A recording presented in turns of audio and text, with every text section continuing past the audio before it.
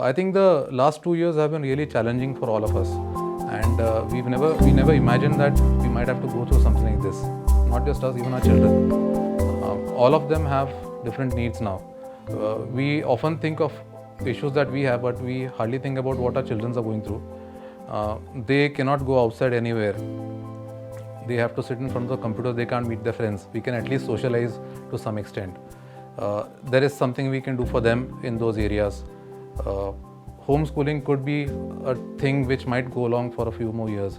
Maybe we could address that in the new layout. Home working is the next thing now.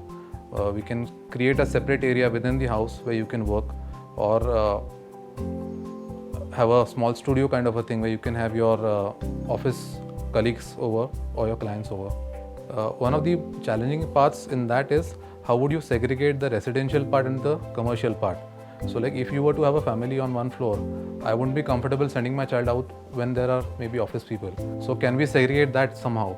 Maybe some of the floors are just for the residential, some of the floors are just for the offices, some could be just multiple use, where you can have a studio or an office, or you can mix both of them. So if you can segregate the functionality of that building, it is absolutely possible.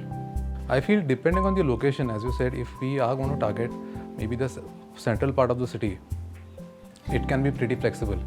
It can be somebody's studio, it can be somebody's office, it can be just a weekend getaway for people who stay further away from Pune. With the metro now coming up, this could actually change how the usage can be.